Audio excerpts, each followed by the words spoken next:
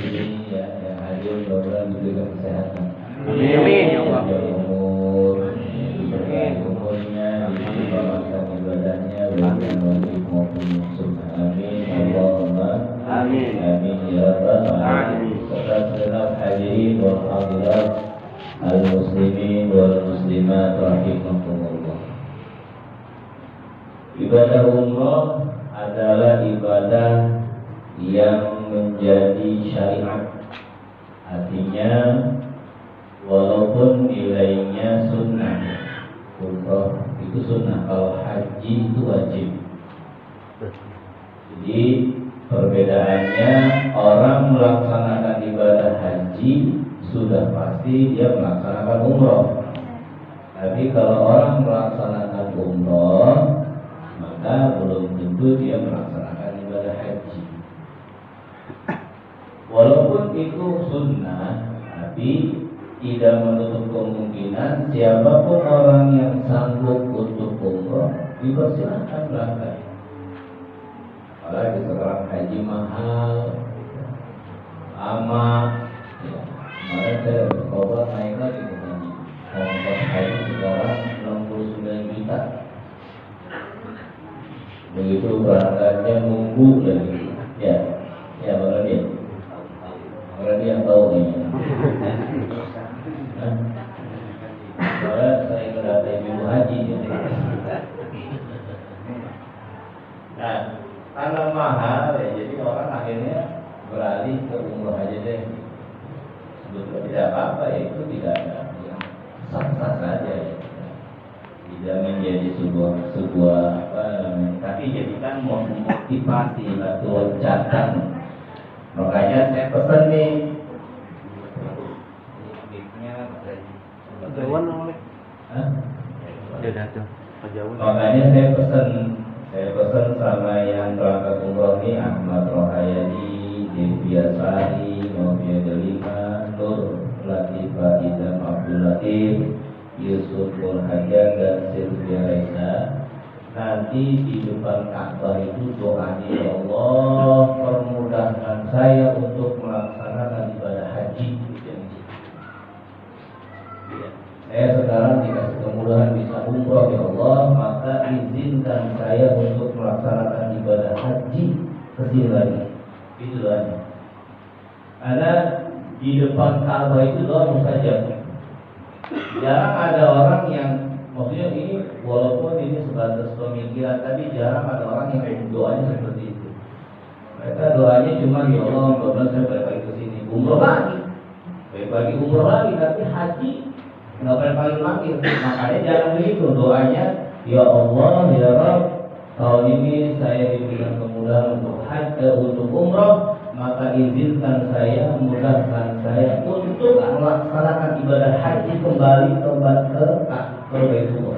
Begitu minta doanya, pasti dijawab, pasti. Jadi walaupun kita berdaftar, tetap nanti ada proses. Allah punya rahasia itu bisa dipercepat itu.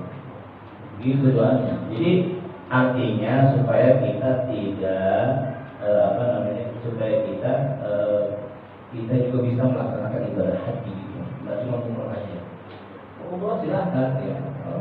Duitnya banyak mau umroh silahkan umroh, paling 30 juta, 40 juta sudah bisa. Tapi kalau haji susah nih. Dan dia ada kuotanya. Oleh karena itu, ya mudah-mudahan ini menjadi motivasi kita berangkat umroh menjadi wasilah jadi berangkat haji.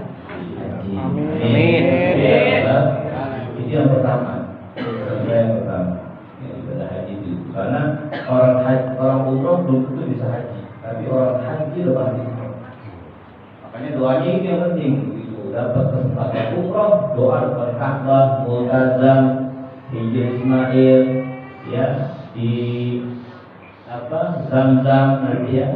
Begitu doanya, ya Allah, saya diberikan kemudahan hari ini, tahun ini ibadah umroh, maka izinkan saya, Allah, mudahkan saya, Allah, untuk melaksanakan ibadah haji kembali lagi ke sini. Itu doanya. Terserah, itu minta yang lain terserah. Yang penting intinya minta itu sudah bisa gampangin, sudah bisa berangkat haji, seperti ini. Karena rata-rata haji kan susah. Tapi kalau Allah sudah ijabah, jadi gampang, jadi mudah. Amin. Amin ya Allah. Kemudian juga yang perlu ketahui bahwa ibadah haji itu perlu persiapan. Ibadah umrah itu perlu persiapan ya. Jadi tempatnya juga ditentukan, ya. Dan juga persiapannya tidak cuma modal duit aja, ya, tapi banyak persiapan-persiapan yang lainnya, ya terutama niat kita untuk umroh itu lillahi ta'ala, yang melaksanakan ibadah umroh ya, yang memang ganjarannya besar, pahalanya itu ya, laisa jaza illa jannah, nggak ada balasannya kecuali surga ya. Orang umroh, orang ibadah haji itu balasannya surga kalau niatnya karena Allah Subhanahu wa Ta'ala. Jadi persiapkan itu ya, bahwa persiapan ibadah umroh itu ya, tidak hanya sekedar uang, persiapan uang ya, tapi yang ada lebih penting apa? Persiapan fisik. Karena ibadah haji, ibadah umroh 90% menggunakan fisik. Tawaf itu bisa makan waktu 3 jam, bahkan 3 jam setengah. Sa'i itu bisa 2 jam sampai 2 jam setengah sa'i. Tawaf ya, jangan dikira tawaf itu gampang. Wah, tawaf itu masya Allah, tapi ya, bagi orang-orang yang memang niatnya ikhlas karena Allah, dia kan menjalani itu dengan mudah. Ya, karena ibadah haji umroh itu fisik. Ibadah umroh itu kan rukunnya cuma ihram, ya, ihram di tempat mikot sambil niat, kemudian tawaf, kemudian sa'i, kemudian tahallul. Tahallul itu cukur rambut. Ya. Yang berat itu memang tawaf. Tawaf itu masya Allah ya, tawaf itu. Bahkan orang terkadang perlunya besar. Ya. Kalau tadi banyak itu besar aja. Ya. Nah, jadi usahakan dipersiapkan fisik kita, terutama dijaga makannya, ya. Dijaga makan, dijaga minumnya, ya, jangan dibanyakan minum es, takutnya terlalu capek nanti ya. Jangan dibanyakin makan-makan yang bisa menyebabkan asam urat, ya, kencing-kencing. Iya, lagi bawa pengen kencing. Waduh, kalau di sana toiletnya jauh. Iya, toiletnya nggak kayak kita. Ya, betul ini toiletnya keluar bentar belok kiri toilet. Soalnya nggak jauh toiletnya. Nanti harus keluar lu dari haram, ya, terus masuk ke basement di bawah, di dalam tanah itu. Iya.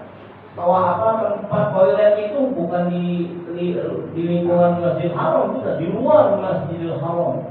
Jadi keluar dulu kita. Nah, jadi persiapan fisik itu penting ya. Ya, pertama vitamin, bawa vitamin, madu, ya, konsumsi madu, siwan tosen, bawa apa itu minum supaya badan itu di sana energik, iya, energik ya, kuat. Gitu. Memang begitu ya. Realitanya begitu realitanya. Karena banyak orang yang nafsu doang, nafsu nyampe sono ngos-ngosan dia akhirnya didorong. Iya, karena ya itu tadi, ya kita mempersiapkan di fisiknya.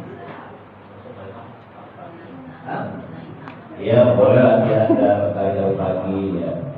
Udah jalan santai ya. Kan kalau dalam istilah ilmu kedokteran manusia setiap hari harus melangkah sebanyak 10.000 langkah. Nanti di sini hitung Ya terserah dan hitung ya. Sama aja. Pokoknya jalan kaki. Ayo udah biasa dia mah dorong lubang. Minimal selama sehari semalam minimal. Belum nggak ada kan 10.000. Jalan kaki kalau mau sehat jalan kaki setiap hari 10.000 langkah. Jatinegara 10 kali ada kan.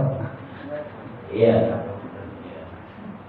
Bukan kata saya, tapi di dalam Islam ya memang bagus kita jalan kaki kalau mau ke masjid, jalan kaki mau ke musola, jalan kaki itu biasa kan jalan.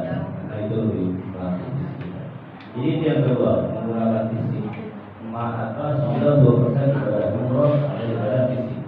Ya, bahkan tidak jarang mereka yang di sininya sehat sampai sono pilek lah, apalah ada aja tuh. Makanya fisik itu.